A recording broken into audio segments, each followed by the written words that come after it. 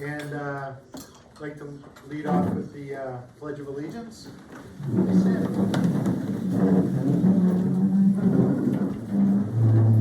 I pledge allegiance to the flag of the United States of America and to the republic for which it stands, one nation under God, indivisible, with liberty and justice for all.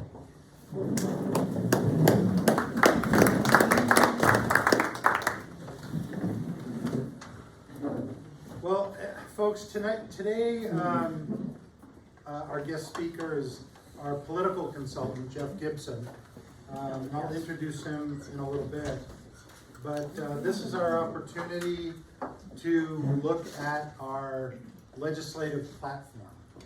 Now, organizations that are involved politically, whether it's a nonprofit group like the Chamber, whether it's a city, any business organization, they kind of have a they have a blueprint that they use to help guide them through the issues that are unique to that particular organization. So, for example, bills that are creating jobs or bills that are killing jobs, we have a strong interest in. Abortion, we're not going to weigh in on those issues. That's not what a Chamber of Commerce is all about. We're nonpartisan, although a lot of the bills that come in that we support and oppose generally come from the center right, and the ones that really hurt us come from the far left. But that's not the guiding post that we use. We use our position on whether or not these particular bills are good or bad for business.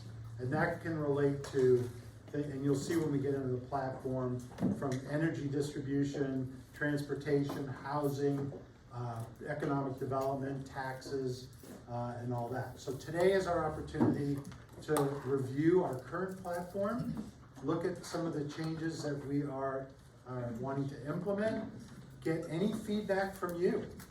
This is really about our membership telling us, hey, this is important to us, and having a discussion on whether or not that is something that we want to look at closely. So that's kind of a nutshell of where we are. The bills will start coming in January. January 1 starts the whole new session. We're going to have about 3,500 bills that come through the California legislature. And those are the ones that, thank God we have Jeff, goes through and combs them out, and bills that you guys bring to us, we get involved in. I mean, a lot of our activity last year was on bills that were. So before we get started though, we have a birthday girl here, and it is Desiree's birthday, so.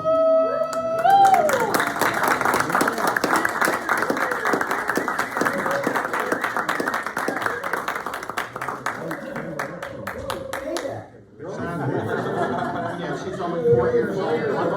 One for every Birthday to you. Happy birthday to you. Happy birthday to you.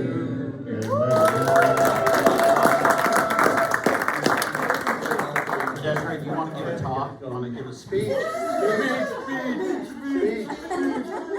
So you're really embarrassed? It's all about you today. She didn't even look. Thank you. Well, as you can tell, I said enough. Let's move on.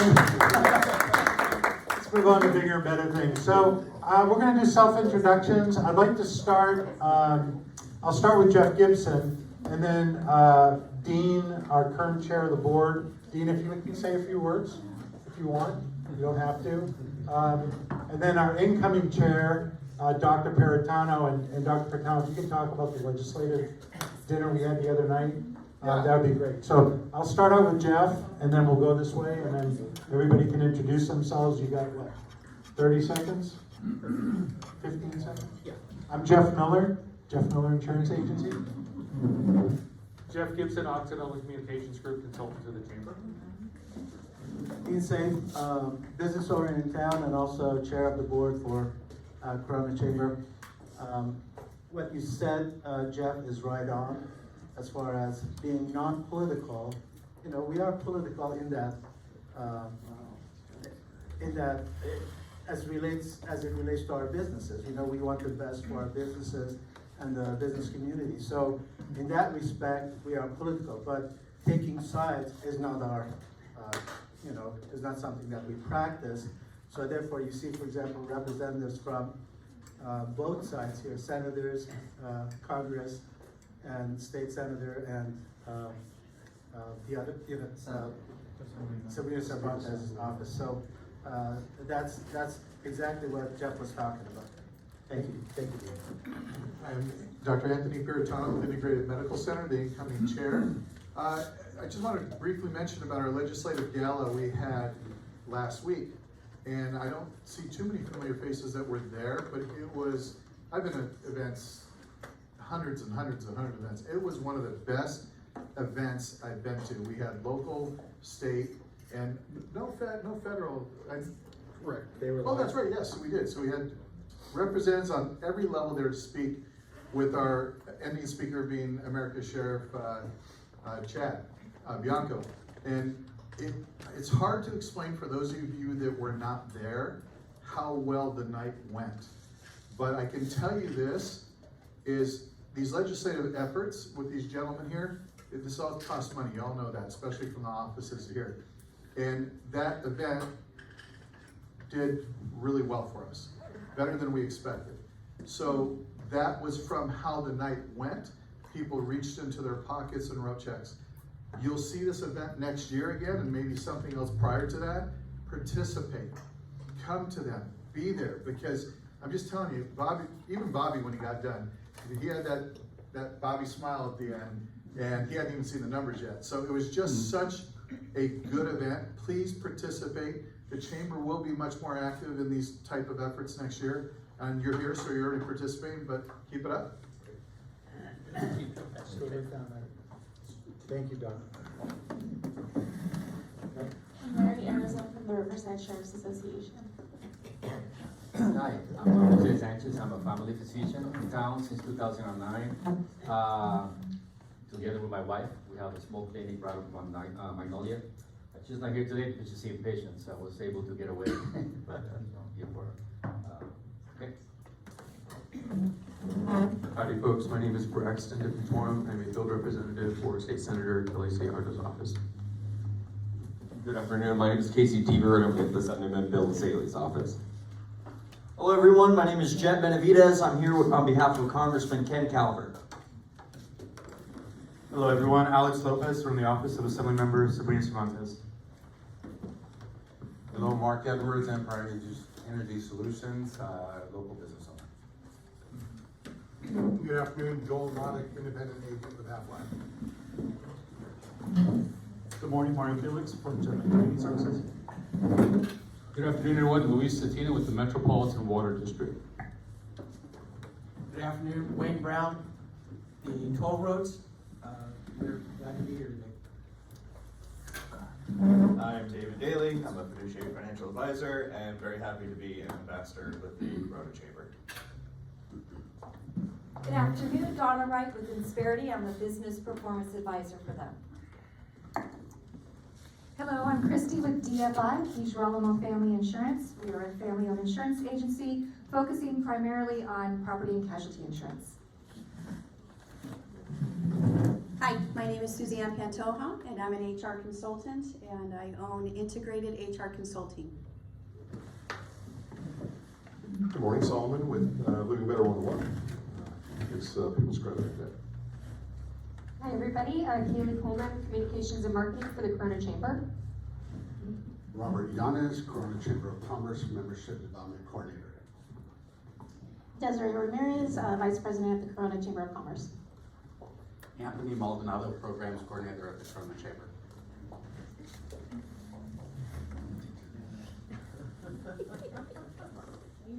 Jim Dorsey, photographer. She said that 30 seconds. Thank you. Don't applaud, don't get up, I'm okay. I'm Bobby Spiegel, I'm President and CEO for the Corona Chamber. I just want to thank all of you for being here, but I want to properly introduce Jeff, who's our chair for this Legislative Action Committee. Jeff is a former elected state senator state assembly member, almost was state senator. The public didn't quite understand what they were doing, but when he was up at the state assembly, he worked diligently on behalf of the business community. He never forgot where he came from.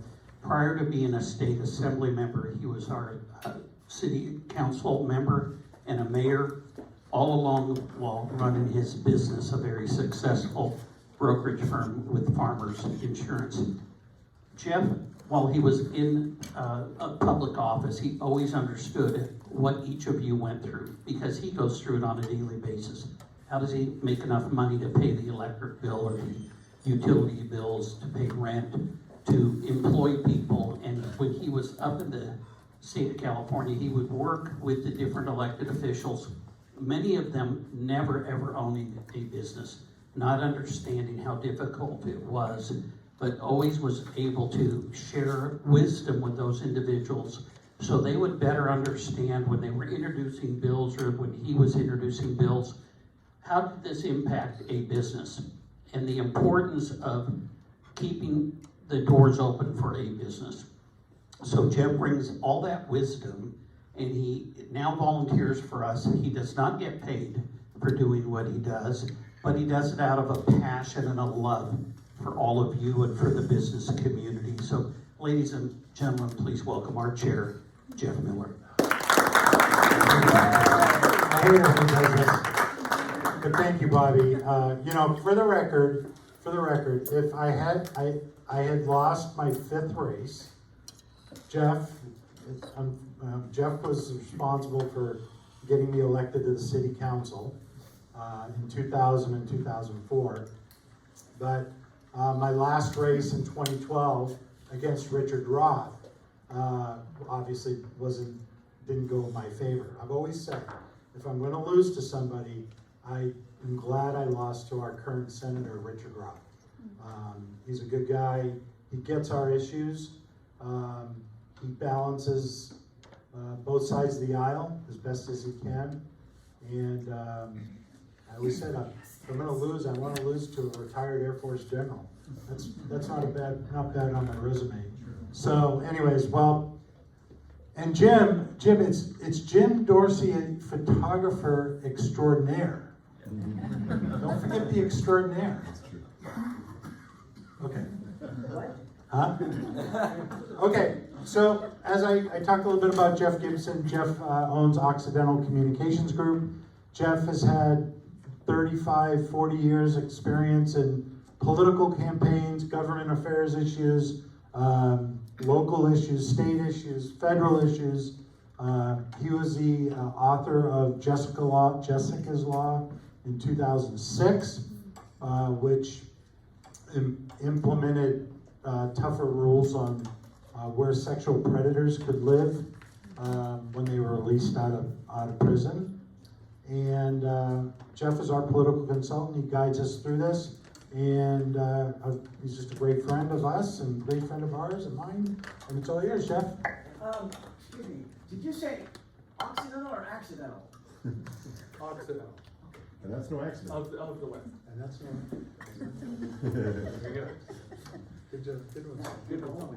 Thank you. So, to dive right into this, so for 32 years I've been lobbying and advocating on behalf of the business owners and free enterprise in the state of California. We've brought in about $4.5 billion on the 15 to 91 freeways.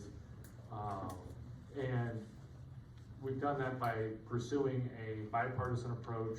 We've brought in 15 to 20 states into our coalition because on a federal level, you need to be able to count to 25 states in the U.S. Senate.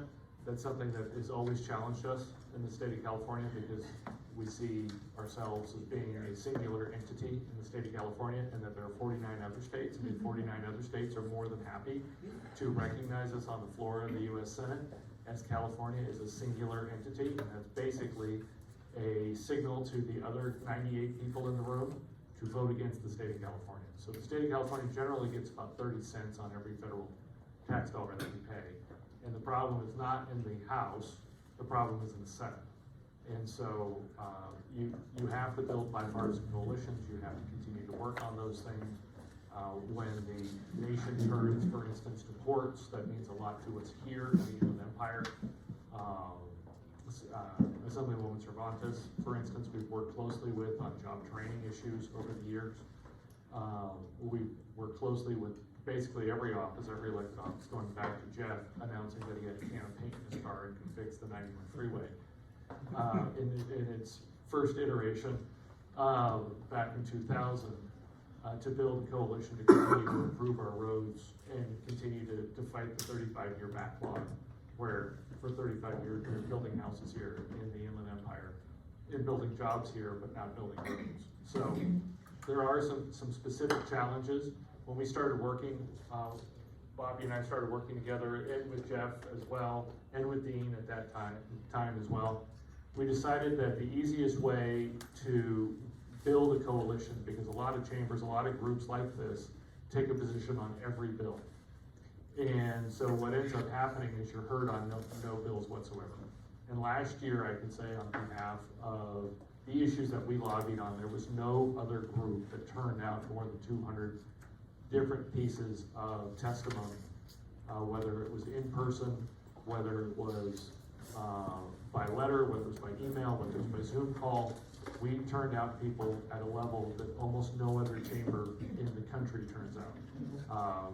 So that's extremely important, because when you were coming at a bill that, for instance, we had two bills. AB 1000 was the bill that we opposed on logistics. It was called the logistics moratorium.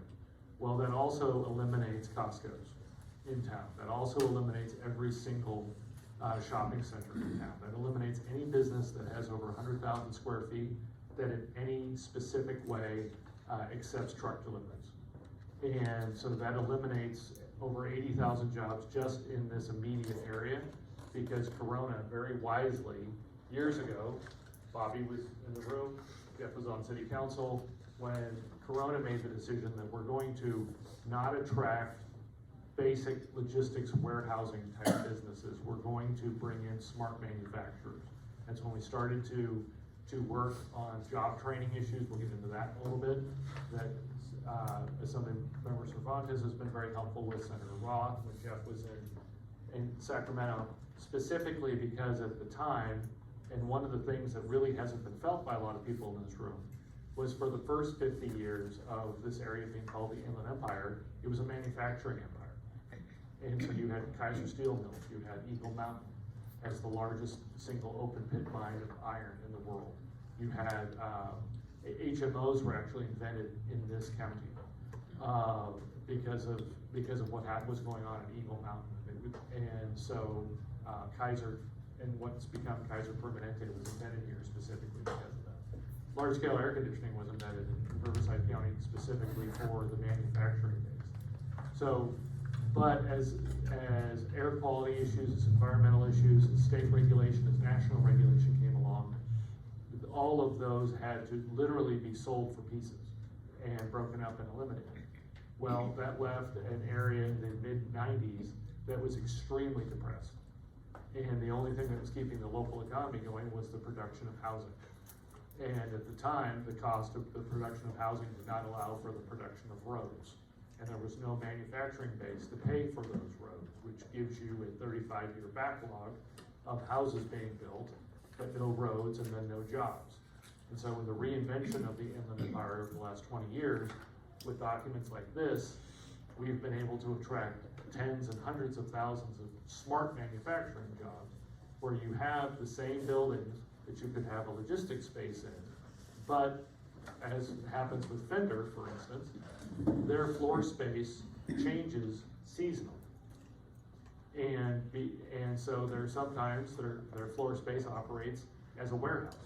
There are sometimes it operates as a logistics center when you're getting closer to Christmas, as they're getting the things that they've been manufacturing over all that time. They're essentially operating as logistics space. And there are times that it operates as a manufacturer on an as needed basis. Well, each of those requires a business permit. And under AB 1000, which we showed up in force with 85 different pieces of testimony, which was critical to stalling it in the local government committee, Fender could not be in Corona. Fender could not even be in Norco. Fender couldn't be anywhere in the Inland Empire. It would have to leave the state of California. And that's a $250 million job base that we call on quite often to attract other high-quality businesses here at Corona. And that's just one business. The Costco that's here in town could not be here in town. If they applied for a sign permit to put a sign on the front of their building saying that they have a special business offer, then that would be classified underneath that code, that proposed code, as a new business. And because they're over 100,000 square feet, because they accept truck deliveries, then they couldn't be. And when we went into testimony on that, the author was asked, Assemblymember Reyes from San Bernardino was asked, well, I have Costco in my town, and I really appreciate the Costco, and the town really appreciates the Costco. What would happen to it? And she said, well, it would have to move 88 blocks outside of town. And that's not a future Costco, that's the current Costco. So, and now add that to every grocery store, add that and that's what we're fighting when we're trying to explain to the state when we're negotiating with them and trying to understand what oftentimes are very good intentions. But again, very few people on either side of the aisle have ever owned or run a business and been responsible to employees and done those things, which we know you guys have been. So, in any case, so we decided to come up with a document specifically that would outline to each legislative office and to each member of a coalition that we bring together. We work with other nonprofits, we work with statewide nonprofits, national nonprofits, in a coalition for jobs is essentially what we're trying to do, is protect job creation in this area, high quality job creation. And so what ends up happening are, when we distribute this, it's only about 5 or 6 pages, and that's on purpose. Because if you get, and Jeff can correct me if I'm wrong, but I've been on legislative staff, if you get much over 5 or 6 pages, it's not going to be read. And in fact, the only thing it's going to feed is either a shredder or a trash can. It's just, there just is not the time to deal with the avalanche of information. And again, if we're sending letters every single day to Casey Deaver saying, AB1 we don't like, AB2 we do like, AB3 we do like, AB4 we do like, and those 4 bills never make it to committee. Well, those are 4 emails that he's got to sift through to try and figure out what our position is on SB 525. And so it's much more important to each of the legislative offices that we use this document as a filter, so that everything that we take a position on is filtered through this process, that we lay out, that we made clear represents who you are and what our community is on a nonpartisan basis, so that specifically when they get a piece of and if they get a letter from us, 9 times out of 10, it doesn't have 70 other logos at the top of it. And again, you guys can verify on your email, you open up your email, they're called NASCAR letters because they look like the side of a NASCAR, where you've got 70 logos, and by the time you sift through that, just visually, you can't even read words, and you've got 5 minutes to be able to tell your boss, okay, this is the group you should be listening to, as opposed to the people on the other side. So we try very specifically to be very respectful of the job that the legislators have to do, and in talking with them personally. Last year, I met with over 40 members of the legislature, met with every single committee chair, met with the governor, we met with Lieutenant Governor, and spent time with the Attorney General on specific issues. And The last 2 weeks, I've spent 3 days with the new Speaker of the Assembly. He's a very impressive individual, Robert Rivas. He was a school resource officer before he was elected to the State Assembly, and he is very interested in government efficiency.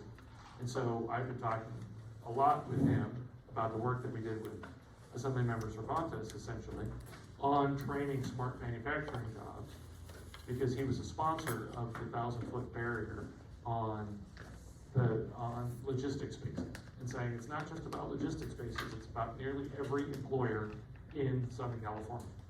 And so while there's things that can be done to improve the interface between logistics spaces and schools or churches or neighborhoods, those are being done locally as opposed to just throwing out the statewide moratorium. Or as we went through last year, an outright ban on diesel trucks anywhere in the Inland Empire. So you can imagine what that looks like when you've got the Port of Los Angeles is just one agency. It has a bid out for 28,000 electric or zero emission vehicles and has 35 responses. You have 28 on offer to pay any amount of money for the delivery of 28,000 semis that emit zero emission, and a 3 followed by 5, so it's 35 people that responded. They've accepted one, and it lasted about 4.5 miles. So before it had to be essentially cut into pieces and removed from the 405 freeway. It was a hydrogen fueled semi-truck. So you can imagine taking about as much liquid hydrogen off that as you would for a booster rocket for the space shuttle, and just sitting uncontrolled on the side of the 405 freeway for up to 8 hours. What could have just, if somebody had run into that, you would have left a divot in the 405 freeway about 6 lengths wide. So with that, moving on, so if it fits within this, so when you guys bring legislation to us, almost always it fits through. So this is a much more specific filter than almost any chamber would be giving to any legislative organization or the city or anything like that. But within that, we're looking for a common sense tax code. We're looking for the state of California to recognize that we haven't created a net new job since March 2020. That was the highest level of labor participation rate in the state of California. That's what we're about here, is creating new jobs. So the percentage of people that are employed so they're participating in the labor market, whether they're looking for a job or they're employed, has not been higher since the start of lockdowns. And so this was very specific in the first 10 years to where the labor participation rate was before the Great Recession. It took us 13 years to recover from September 2007 to March 2020 to actually start creating net new jobs in the state of California. So you went through a 13-year dip, and during that 13-year dip, we were specifically advocating for no new taxes, specifically so that we could be attracting jobs here to the state of California. So that was the goal. Is we weren't saying outright that we're always opposed to taxes, but let's get the financial house in order under the current rules that are in place, and then after that has happened, then look at, okay, what are the next set of needs, because then you can start to pay again for whatever you need to have happen. So these are the types of things. Eliminating unnecessary regulation, that goes hand in hand. Story I always tell, City of Newport Beach is being fined $10,000 a day because they don't have a Prop 65 warning on their beaches, reminding people that there's mercury in ocean water. Mercury is one of the chemicals that falls underneath Prop 65. They put those warning signs up, and the California Coastal Commission countersues, saying that you can't improve the beaches without a permit from the California Coastal Commission, and so starts to fine the City of Newport Beach $10,000 a day. So unnecessary regulation.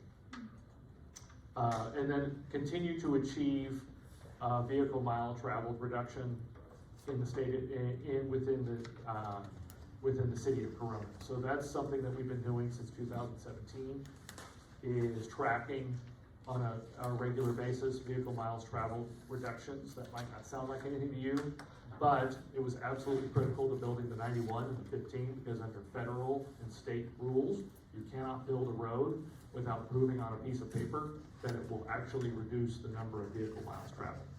So nowhere in California overexerts. In fact, I was just in a South Coast Air Quality Management District meeting where they were asked, Houston has worse air than the state of California, and they pass just as many rules as you do.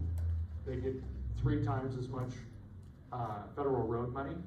How do they do it when most of the jobs that have gone to Houston in the last 18 months came from the South Coast Air Quality Management District?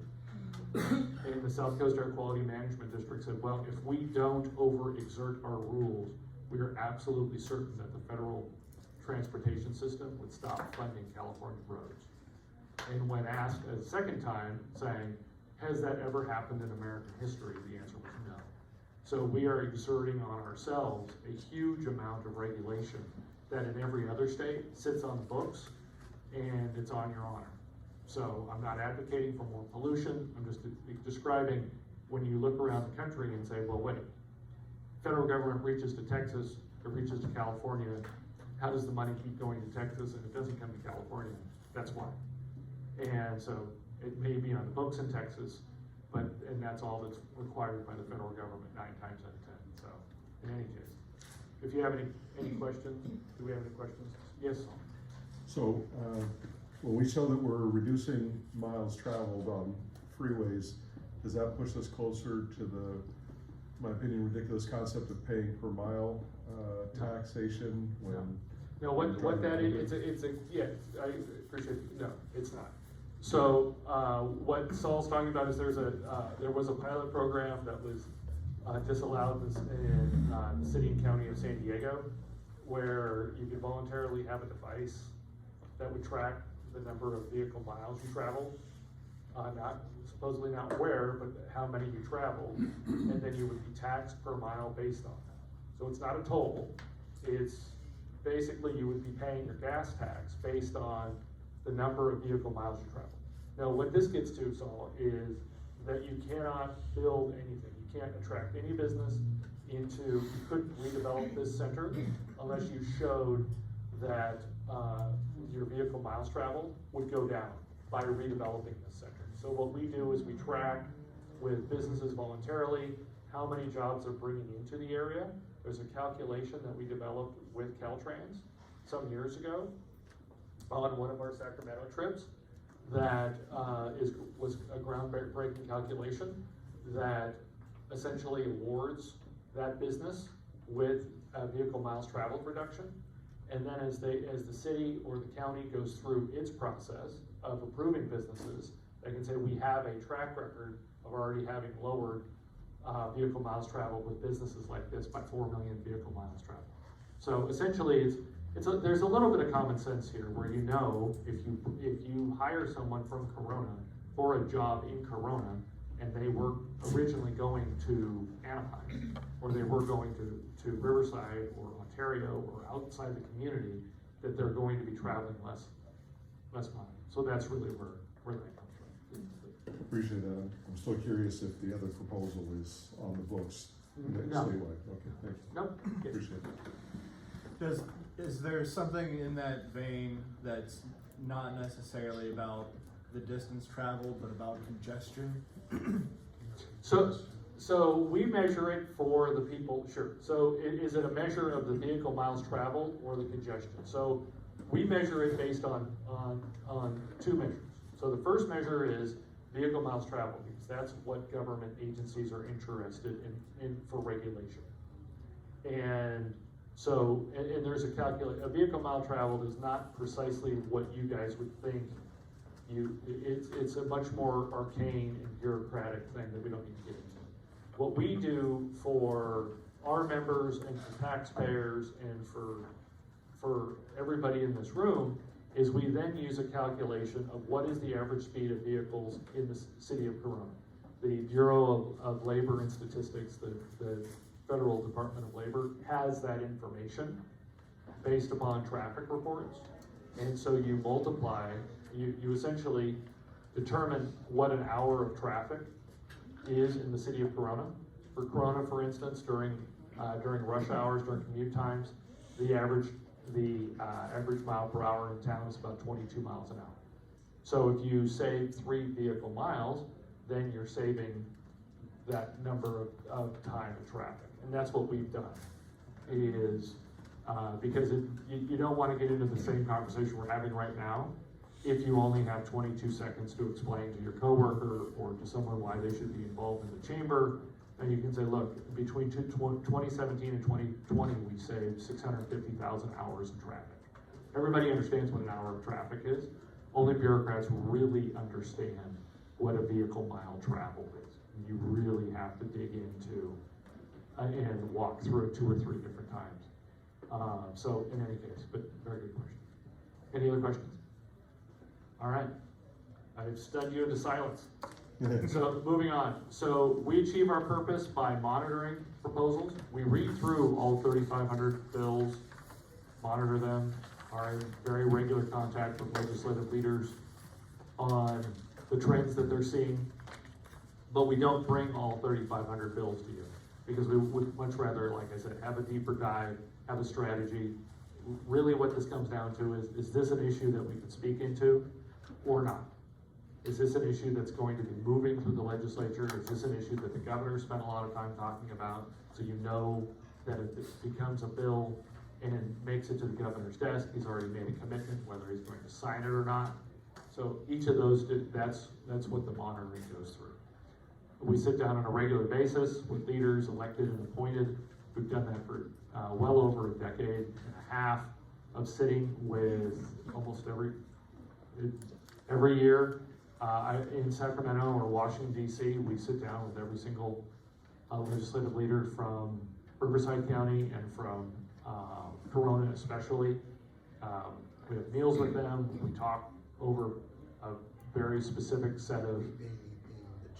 The chamber, yes. Yeah. If you want to go to Sacramento, you can go with the chamber and experience some of this.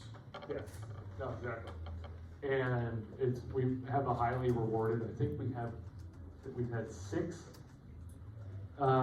state small business advocates of the year and at least 20 awards from the California Chamber of Commerce for our lobbying program because it is so specific. So that usually happens at the end of May or the first couple days in June. Still have no idea why it happens at that time since that's extremely busy, but we go up in the Cal Chamber. So, but in any case, and then we report out monthly on our progress and any of the challenges that we're having to the board of directors and stay very close with Jeff and Bobby on precisely what our strategy is being followed. So, any questions? Fairly straightforward. So the first, our first program development, our platform focus area is development. We were in Sacramento with the governor and his advisory team when they announced their goal of building 3.5 million housing units within the first 4 years of his administration. So far, in the 6 years of his administration, the state of California has built about 180,000 units. But the city of Corona, along with almost every other city in Southern California, has a housing unit responsibility where they have to do a good faith effort to try and build housing in at a number that's just astronomical to anything that we would possibly be able to do here. For instance, we have a responsibility to do everything we can as a city and a community to build 6,304 units of affordable housing. The only way to build affordable housing is to have affordable units within a larger commercial project or a larger market rate housing opportunity, which would mean, just using the math of the industry, would mean 35,000 units of housing. So against a base of about 67,000 homes in the city of Corona. So at no point in history has our state built to that level, but we are monitoring to make sure that the city has to follow through with its housing numbers. Now, when they pass their housing element, just as when the county passes their housing element, I'll get that. That does not guarantee that housing is coming in. Government agencies very often are not very good about messaging that just because they've approved the housing element saying this area could qualify for housing doesn't mean that housing is going to come in. An example would be in the city of Anaheim. The area around the Anaheim Stadium and Honda Center is called the Platinum Triangle. That has an entitlement for 34,000 units of housing. It's one of the most generous entitlements for a developer in the state of California, and it's developed 8,900 units. It's almost by right, which means that a developer would just basically pay a simple fee to the city, let them know that they're going to be building a high-rise, and build it. But it shows how long it takes, even when you have your entitlement to build housing. So, in any case, but this is something because of all of the issues that surround this. If every city were building its allotted number of houses that it has in its housing entitlement, the competition for road money, for road improvements, for all of those pieces would be brutal, as opposed to as successful and organized as it is now. And I'm not saying the roads are fixed. Jeff and I have spent a lot of time saying the roads are not fixed. They're better than they have been. They're improving. They're continuing to improve, but they are not fixed. And we don't expect that they're going to be quote unquote fixed for quite some time. But Considering where we were in the 90s with the oh yeah, non-compete clause. oh yeah, no, yeah. The process that you're in right now started in 2000 when there was a non-compete clause with the toll road that was in existence at the time on the 91. So there were specific and very dangerous problems with the 91. Surface streets could not be improved, so Foothill Parkway couldn't be built. So it was a very, very dire situation. So we started this process essentially to get a hold of that process. And so you can see that it works. It doesn't give us precisely what we hoped for, but it doesn't help improve things. So in any case, so that's the first piece of that. Does anybody have any questions on development? Something I always wonder about, and I don't know if this would fall into the purview of bills that support the business community, but whenever you're talking about building housing and things like that, I always go to, well, what about things like water infrastructure and things like that, either locally? So how much do those factors play a part in? That's the next page.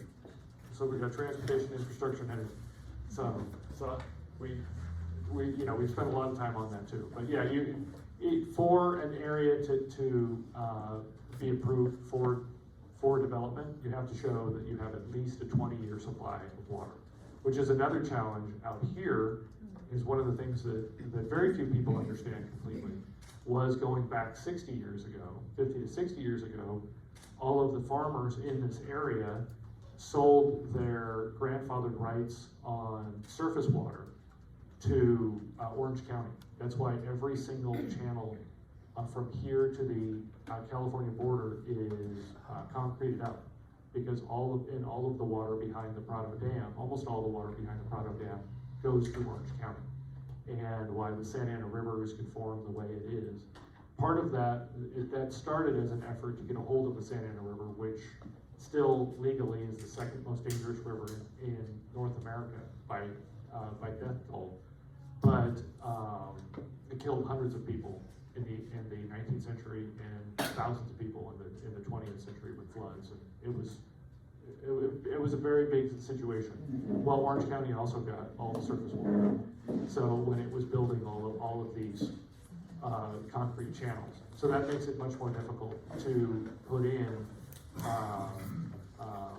developments in certain areas, because you don't have the water to serve those, because you do have to prove at least a 20-year supply. Throughout the state of California, many school districts are having to review the long-term plans because of decline in student enrollment. We all know that the population of California is an out-migration. So the question is the state required to review the RENA numbers, the numbers that they require cities to develop housing? Because, you know, the demand isn't that, I can't imagine the demand being the same. Sure. So Recap the question and explain what we did. Yeah, absolutely. So the question was about, is the housing demand real, and is there a mechanism within state code that allows for a reassessment? Yeah. And so the term that was used is RHNA, and that's for Regional Housing Needs Assessment, RHNA, the most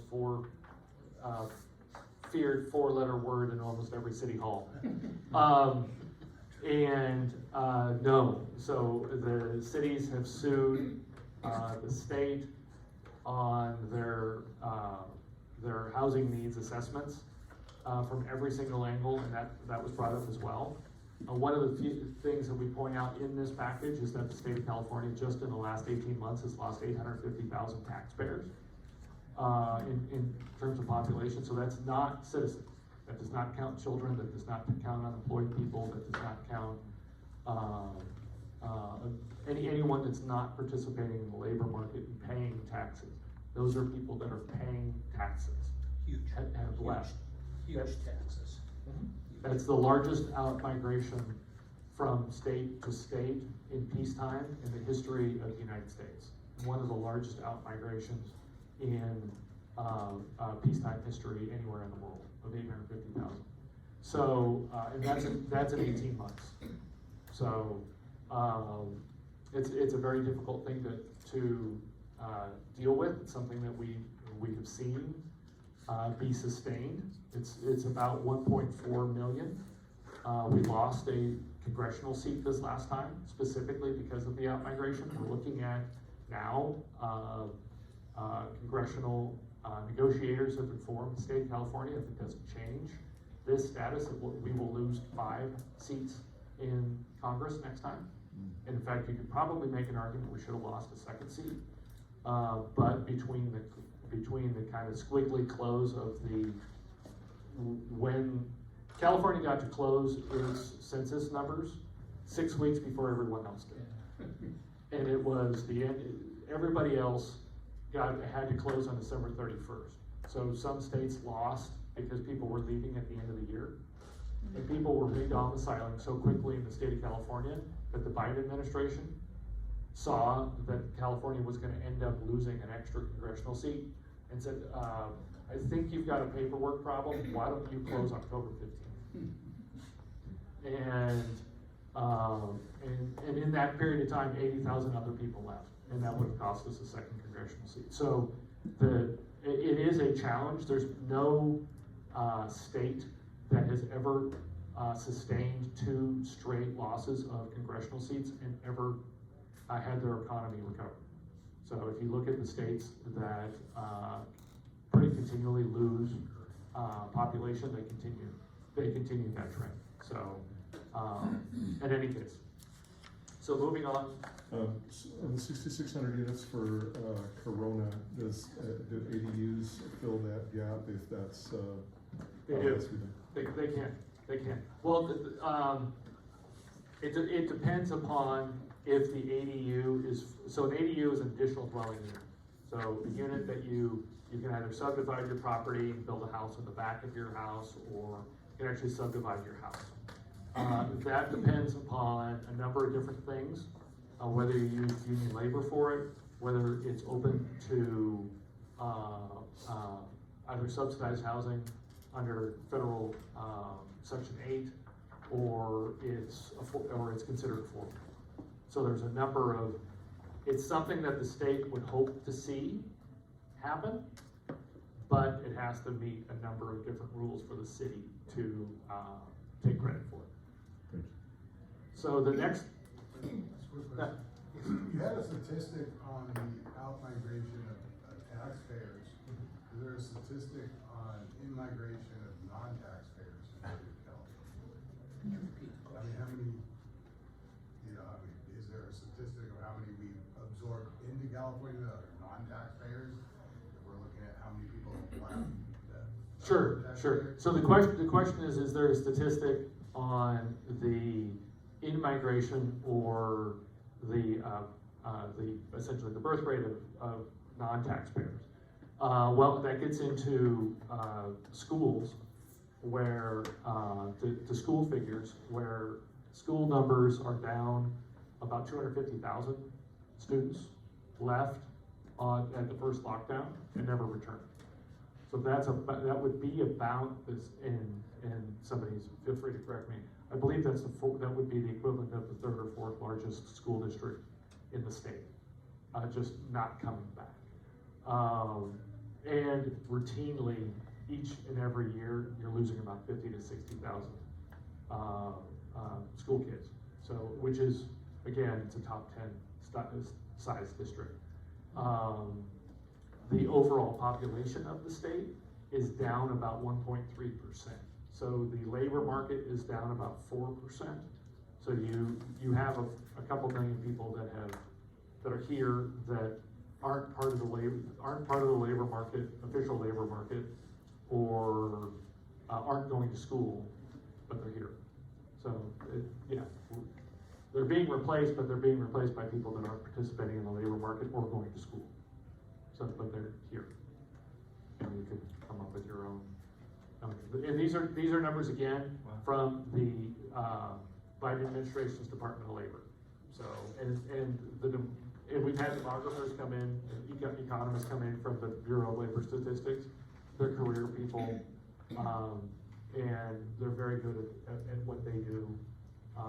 And it's to the benefit of a county to take as accurate a figure as you possibly can, because that opens up your county to receive some of the federal money that we pay.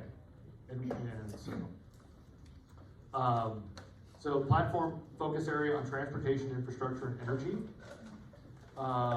We've done a very good deal of work on this in the past.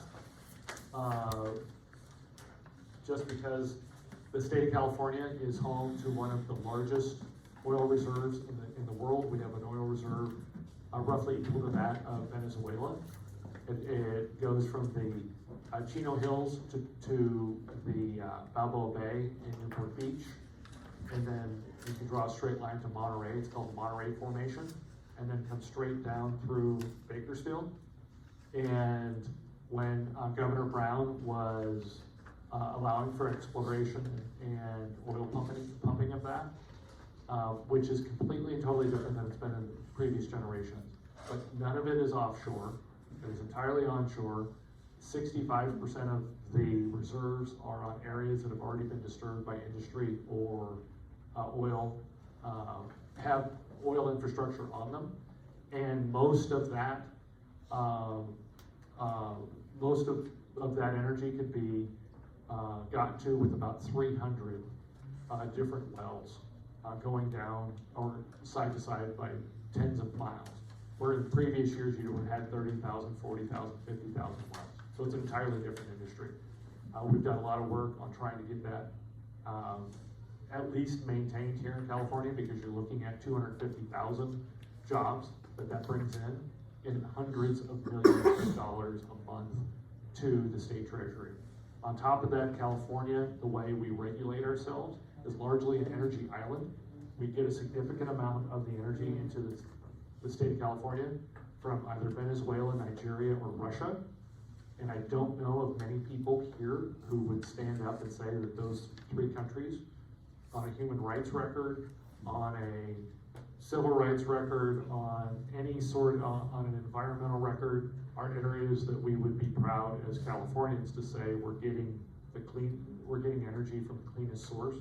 And a barrel of oil pumped here has about 1/10 the footprint as from other areas. And you can say, well, why don't we get more of our energy from Texas or Arizona or Nevada or Oregon or Washington, it's because almost all of those pipelines have been regulated out of business. And so we have to produce, which is another reason why oil spikes really hurt us here in California. So energy is a much bigger question that we've been dealing with for a very, very long time. Transportation we've gotten into, and then infrastructure, water, sewer, anything that goes along with that. So, because that's gonna, again, support you guys as employers and entrepreneurs and continue to build our economy. Any questions? All right. This is the good news one. This is the good news one, yeah. So we've gotten through all the broccoli, we've gotten through all of the cauliflower and the kale, and so we're now into the final part, which is the growing great jobs. And again, that brings that kind of full circle to what we talked about, where when each of us here started in public policy, the Inland Empire was really, really hurting. And so we had to grow our own jobs.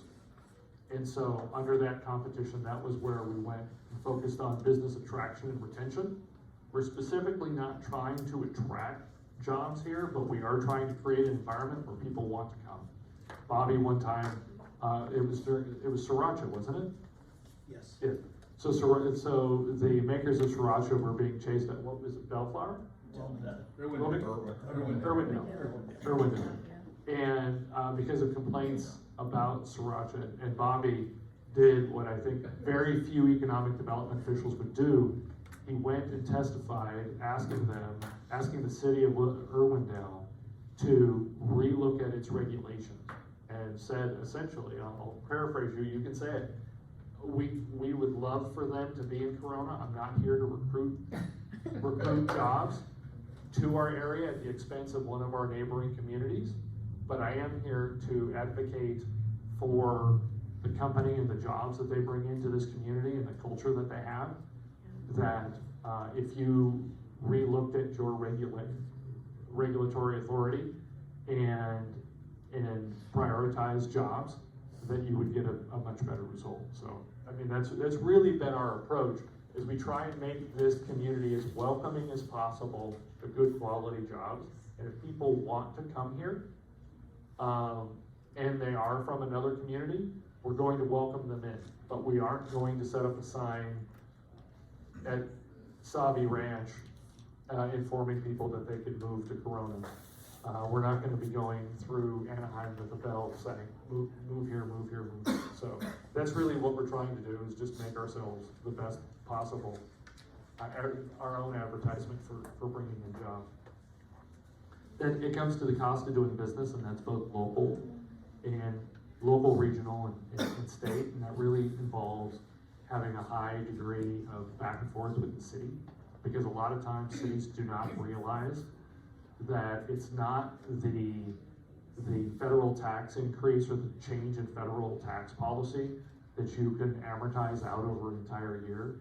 It's when you walk into your city hall and try and get a sign permit for your sale, and you've already got everything set in place, and then you find out that it's going to be $1,400 for a temporary sign permit, or it's going to take 6 weeks, and so that's where a lot of our work also comes in. So we try and track that as well. What? Yes. And then education and outreach. Part of that is what we do here. Part of it is what? Call it mafia, but it's called. I'll leave that there. Education, outreach, and then workforce issues. Workforce issues, we've worked a lot in the past with Norco College, with NAVC, which if any of you don't know about NAVC, several years ago, the Department of Defense had placed the NAVC location, which is just outside Corona in Norco, on what's known as their base closure list. They were also the only, in large part because of what we did, they were the only base that was brought off that list. And we went back, we advocated, we worked with Congressman Calvert's office, we worked with Congressman Chicano, who we did have to talk into the idea that there was a naval base in Corona, because a lot of what they do is secret. They essentially track everything that moves on the ocean and from Corona. And so they don't really like to advertise that, but they also bring in about $130 million a year in economic activity. And so no matter how big your economy is, $130 million is usually considered a large amount of money. So when it is a net positive, because most of the people do live here in the Corona area. So we've been very active on that education outreach, in workforce development issues. We've been active with Norco College, which the Cervantes office has been very active, and each of the offices have been very good about. So, any questions? 5 more minutes. Yo quiero sriracha and Corona. I'm sorry? I want sriracha and Corona, so if they fail to change their policies, I'll go testify, Spanish, English, French, or Hebrew. That ship sailed, they finally moved things, everything's moving smooth, so. So, on our agenda, what we wanted to do today was go through the platform, unless there's anything that you would like more clarification. We're gonna submit this to our board of directors. They're going to vote on it, and then once they do, then it becomes active for next year, and it allows us to go ahead and send letters or to testify or to do things if it falls in this platform. Other issues that don't fall in this area need to come here and then go to our board, and it's just very similar to a governmental process. It takes forever. That's why we put the platform together. That's why Jeff has been so good to work with. He sees things from a 10,000 foot level and then brings it down to common sense, and between the two Jeffs, it really works out well. So, any other questions on this? Seeing none, then we want to go ahead and allow our electeds. Yeah, I just want to thank Jeff for doing this. Thank you. Yes.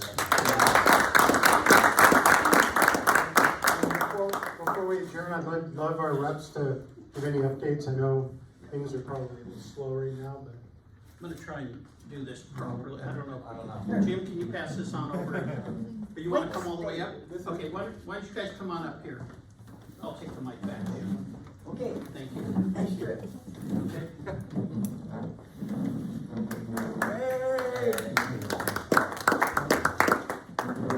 All right. Hello, everybody. Again, Jeff Benavidez from Congressman Calvert's office. Jeff, right there. Yes. Thank you. No problem. So I'm sure, as a lot of you guys are aware, we had a little bit of some drama in the U.S. House of Representatives over the past month with the speakership battle. Luckily, after 3 long weeks, we did finally elect a new Speaker of the House, which is good. It allows bills to be pushed through, votes to be put onto the floor, and importantly for Congressman Calvert, for appropriations bills to be moved through.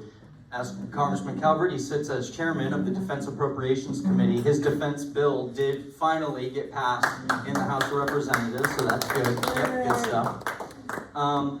Just also want to touch on something else that's kind of going on in the Middle East right now. On October 7th, there was an unprovoked attack by Hamas against Israel. And the Congressman Calvert stands unequivocally with Israel. We believe that Israel has its right to defend itself, while we do mourn the loss of life on both sides. The House of Representatives also did pass some aid to be sent over to Israel to help defend themselves during this time. And then on a little more of a lighter note, since we do have a new Speaker of the House, like I said, we're getting more appropriations bills sent through the floor. One of those bills had to do with the Department of Interior and Environmental, and the Congressman was able to throw in some earmarked funding through that appropriations bill.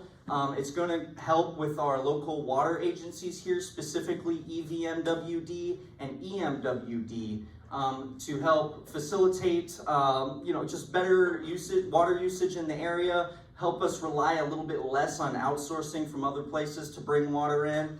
We have a lot of brackish water in the area, so we have a lot of desalinization plants that are kind of starting to get more funding and come into the region. A new one in Elsinore and one in Menifee as well. Not to desalinate ocean water, but unused water that's in the ground. We have a lot of that in this area. So Norco, Lake Elsinore, and the Menifee regions are going to be seeing a lot more investment with water. So if anyone has any questions, I'd be happy to answer them a little bit later. And thank you so much, everyone. I have a question. Yay! What's going on with this ADA reform bill? Do you know? So or is that something you want to come back to? Yeah. I do know that that's a big kind of hot button issue right now. So I'll be happy to go get the specifics on that. Bring it back to you guys. All right. Yeah, I can go ahead. So the ADA bill. All right. Thank you, everyone. Thank you. Thanks, Jeff. Howdy, folks. Again, my name is Braxton Tippentorum. I'm with Senator Kelly Ciardo's office. I don't have too much to report just because he was able to attend last month's legislative action meeting and did a pretty good job covering what he's been up to in this past cycle. I'll just kind of give a quick recap out of the 8 bills that he sent over to the governor's desk. After the session was ended, all 8 of those bills were able to be signed, as well as an additional bill that was launched. So we're very, very happy about that. Just that amount of work that we're able to do to, just be able to get those signatures and get those bills passed. Anti-fentanyl task force is now going to be coming into the state legislature. We were able to also pass bills that are able to support victims of crime. Be able to support taxpayers and being able to qualify for tax exemptions. And so we're very happy with that. And then last week we were able to have our Veterans Expo in Marietta, and that was very successful. There was about 80 different vendors that were there, all sorts of different agencies and business owners who are able to offer job openings. And we had about 300 different attendees coming from all the way from LA and San Diego, all over the region. So thank you all, the Chamber for pushing that out. Desiree and Bobby, thank you all for doing that. And yeah, that's about it for me. If you have any questions, I'd be happy to take them, and I'm able to be talked to after this meeting. That would be great. Thank you. Hello everyone, Alex Lopez from the Office of Assemblymember Cervantes. So this past legislative session, Assemblymember Cervantes has had 3 bills signed into law, one of which I'd like to point out for the Chamber. So AB 336. This requires contractors to provide CSLB with the workers' compensation codes based on workers' compensation insurance that they actually purchase. So this, in effect, this law will level the playing field for contractors operating in good faith, such as many of our businesses here in Corona that are locally. And this bill passed the legislature with a bipartisan vote, so we're very proud of that, and Assembly members as well. And then in other bittersweet news, I have to announce that I will be leaving the office of Assemblymember Cervantes, so this will be my last correspondence with Corona. So there will be a new correspondence with our office, so it is kind of bittersweet that I'll be leaving the area of Corona. And I'll be working for the county, Riverside County of Economic Development. So still dealing with that. We'll see you back there. Yeah.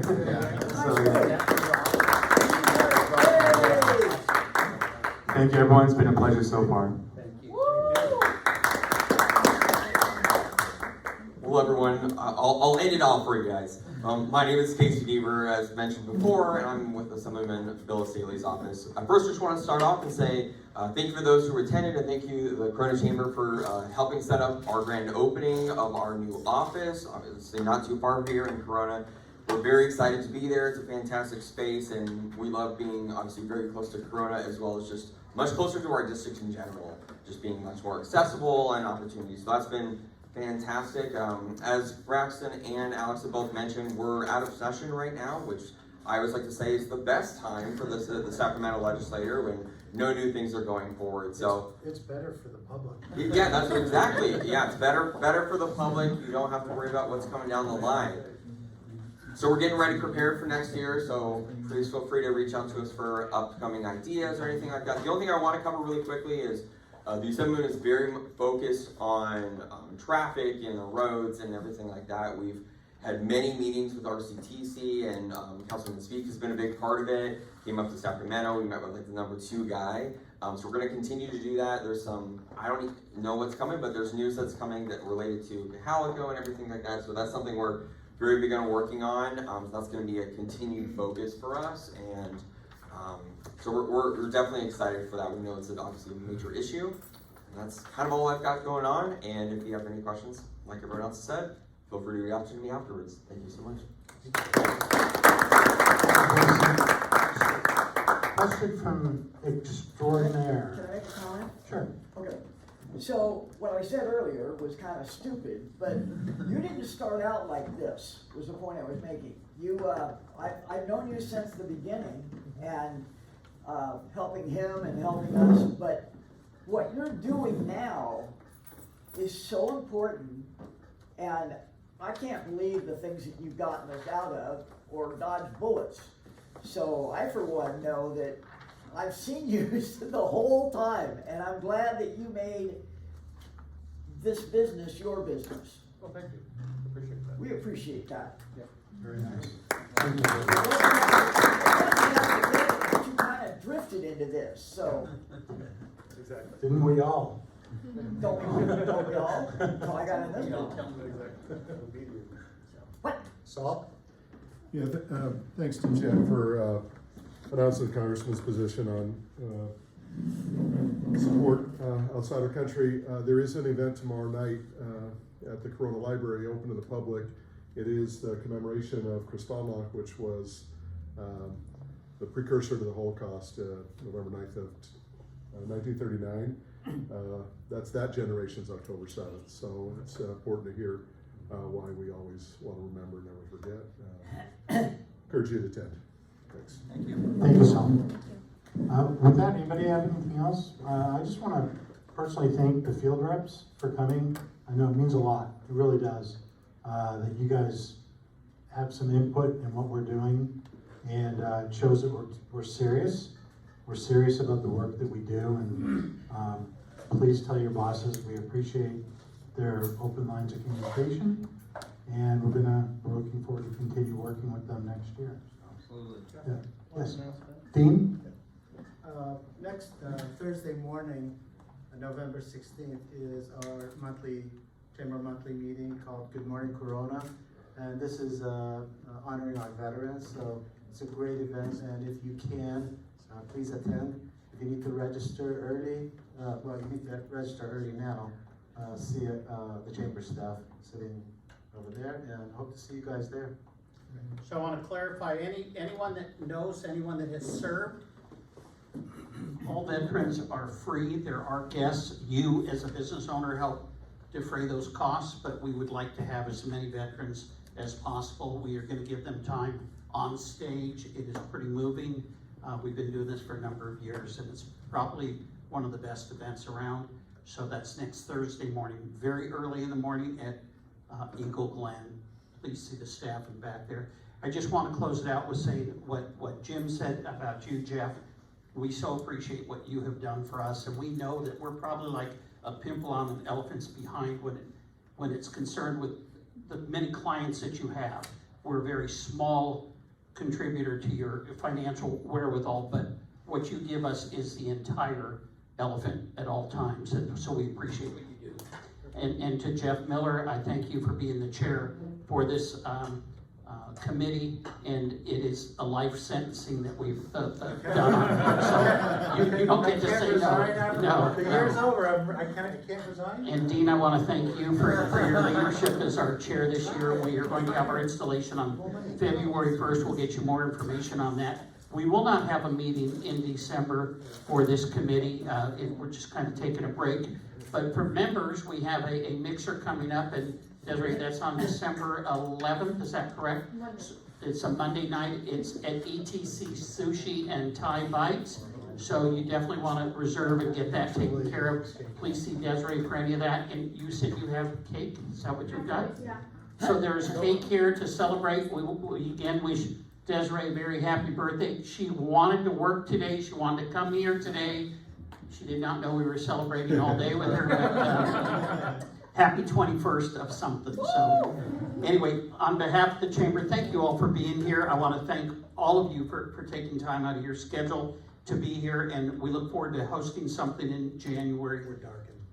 We're dark in December, okay? Take care. God bless you.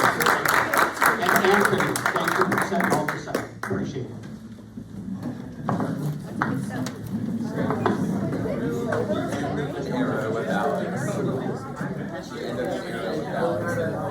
That's the part